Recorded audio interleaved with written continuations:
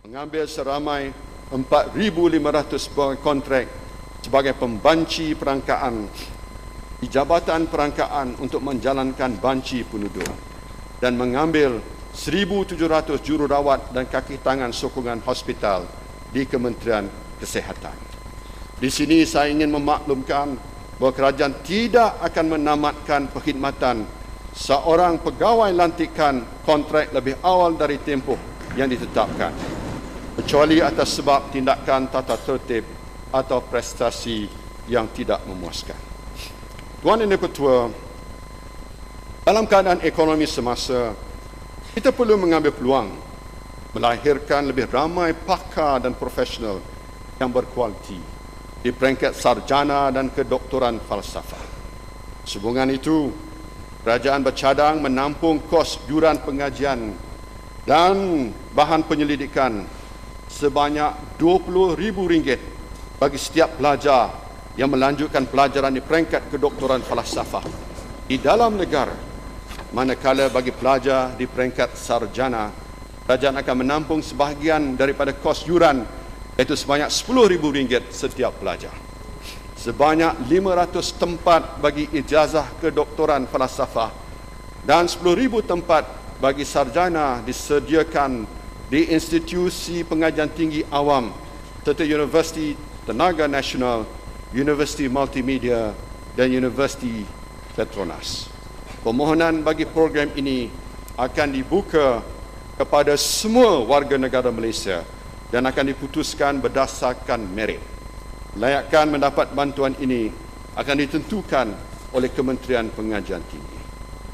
Tuan Yang Dipertua, skim Prosper Siswazah telah dilaksanakan pada Jun 2005 bagi membantu siswazah yang berminat di dalam perniagaan runcit atau pengedaran untuk mendapatkan latihan pembiayaan dan khidmat nasihat perniagaan. Mereka ditawarkan pembiayaan pinjaman mengikut prinsip syariah di antara RM5 hingga RM50,000 dengan tempoh pembayaran selama 3 hingga 7 tahun. Sehingga kini sebanyak 334 perniagaan telah berjaya ditubuhkan. Untuk membangunkan lebih ramai lagi usahawan muda, UNB akan mengembangkan skop skim Prosper Siswazah dengan membuka peluang kepada pemegang sijil kemahiran dan teknikal. Seramai 400 siswazah lagi akan mendapat manfaat daripada program ini. Tuan Yang Dipertua, kerajaan akan terus mengambil langkah untuk mengurangkan kebergantungan kepada pekerja asing dan memberi keutamaan pada pekerja tempatan.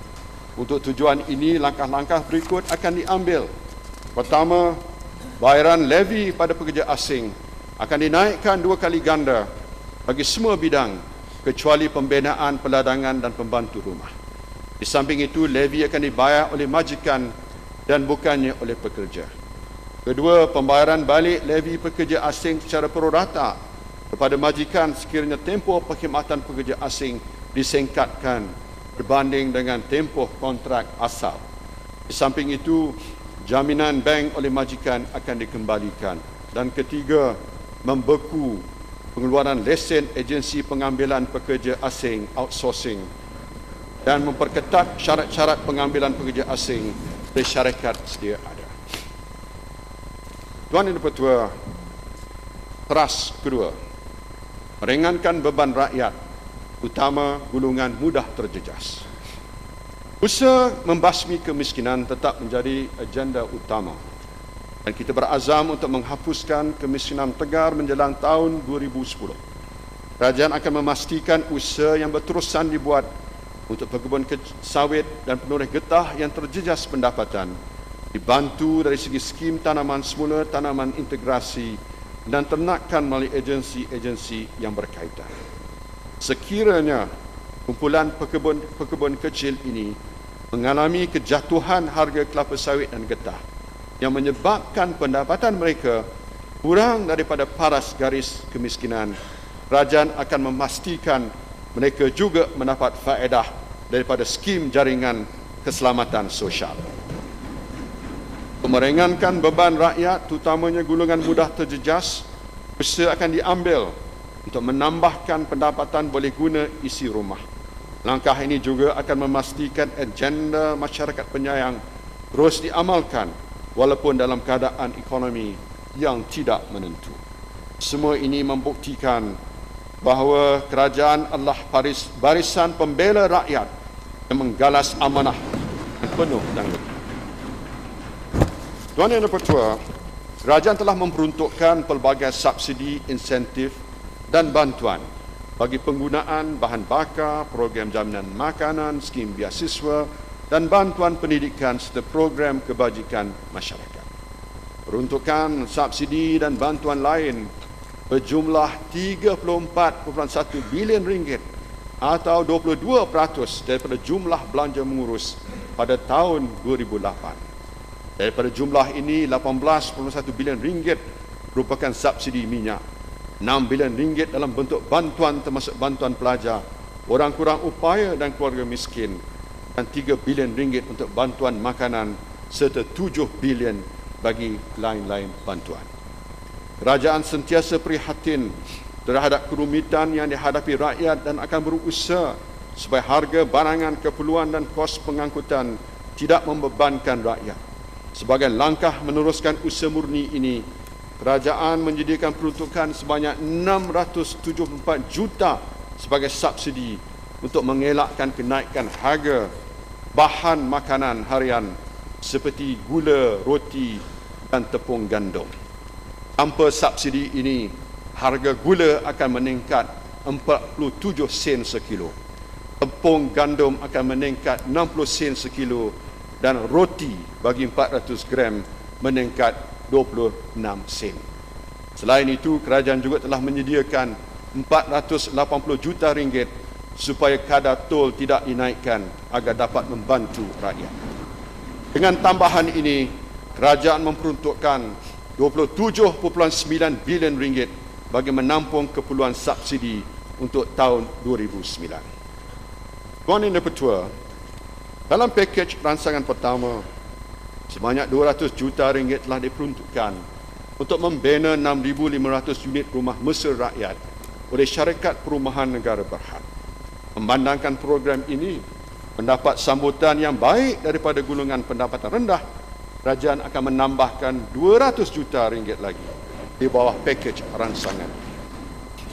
Pada masa ini, sentimen pelaburan di sektor perumahan tidak menggalakkan kerana pihak memaju dan pembeli masing-masing mengambil sikap berhati-hati dalam membina dan memiliki rumah.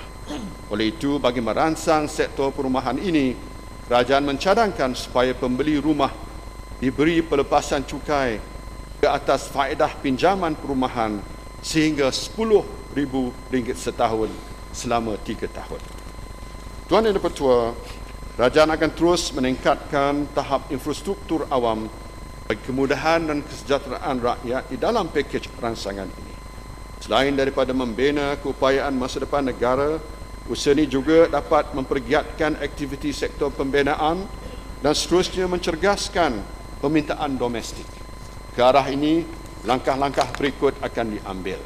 Pertama, percepatkan pelaksanaan projek-projek di bawah rancangan Malaysia ke-9 yang mempunyai kandungan tempatan dan kesan pengganda yang tinggi, mesra rakyat serta boleh dimulakan dengan segera.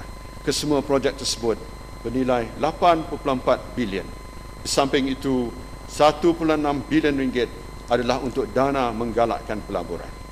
Kedua, menyediakan peruntukan tambahan sebanyak 200 juta bagi kerja-kerja membaiki longkang yang tersumbat dan rosak, menyelenggara jalan raya, terutamanya menurap permukaan jalan yang rosak dan berlubang.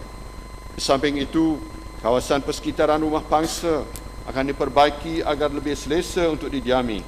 Ini termasuk kerja-kerja mengecat, membaiki lift dan menambah baik kemudahan tempat pembuangan sampah. Ketiga, menjalankan